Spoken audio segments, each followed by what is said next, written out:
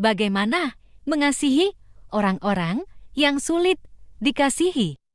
Mengasihi sesama adalah kehendak Tuhan yang mutlak dalam hidup kita. Kasih itu sebuah kata yang sangat mudah diucapkan, tetapi tidak mudah untuk dilakukan. Mengasihi orang yang berperawakan baik, berkarakter baik, menyenangkan, apalagi orang-orang yang menguntungkan dalam hidup kita, itu cukup mudah. Tetapi untuk mengasihi beberapa orang, itu butuh kasih karunia tersendiri. Kita harus belajar mengasihi orang lain seperti diri kita sendiri. Nah, sekarang masalahnya, bagaimana belajar mengasihi orang-orang yang sulit dikasihi dalam hidup kita?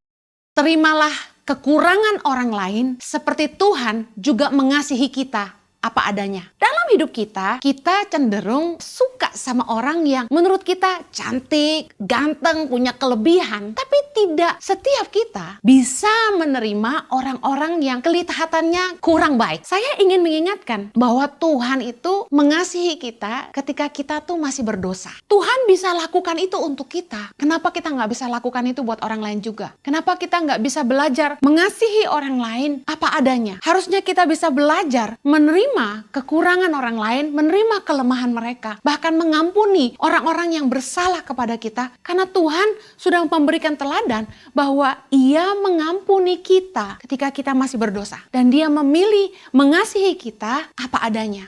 Kasih itu menutupi banyak sekali pelanggaran. Kasih membuat kita mampu menerima kekurangan pasangan kita. Kasih membuat kita tidak hanya menghargai kelebihan orang, tapi kasih membuat kita bisa menerima kekurangan mereka juga. Firman Tuhan berkata gini, kalau kita nggak bisa mengasihi orang yang kelihatan, kita nggak mungkin bisa mengasihi Tuhan yang tidak kelihatan. Omong kosong. Jadi bagaimana kita membuktikan bahwa kita mengasihi Allah? Yaitu dengan mengasihi sesama kita. Nggak mudah untuk mengasihi semua orang, tapi Tuhan mau mengingatkan kita kalau Tuhan saja bisa menerima kekurangan kita dan mengampuni dosa-dosa kita, seharusnya kita juga bisa belajar mengasihi orang lain juga. Tuhan itu menciptakan setiap orang unik dan berbeda. Nggak ada satu orang pun yang sama. Tuhan kita adalah Tuhan yang tidak membeda-bedakan orang. Kita tidak boleh memandang bulu, miskin, kaya, suku, dan lain sebagainya. Kita nggak boleh membeda-bedakan orang. Tapi sebaliknya Tuhan mau kita menghargai perbedaan. Sadarilah bahwa setiap orang diciptakan unik dan berbeda. Hanya karena orang lain nggak sama dengan kita, bukan berarti mereka nggak berharga. Orang yang sombong itu merasa dirinya lebih baik dari orang lain. Belajarlah menghargai semua orang. Jangan pernah merendahkan orang.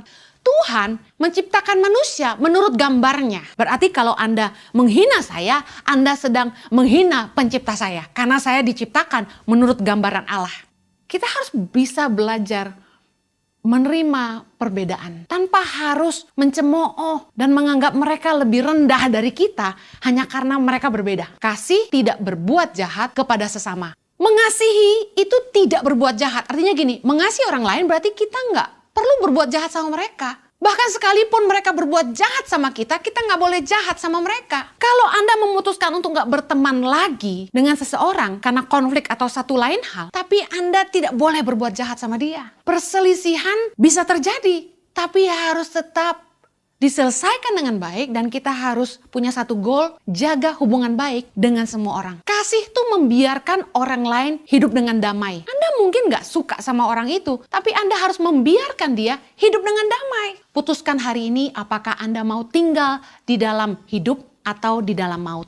Orang-orang yang mau tetap di dalam hidup harus belajar mengasihi orang lain.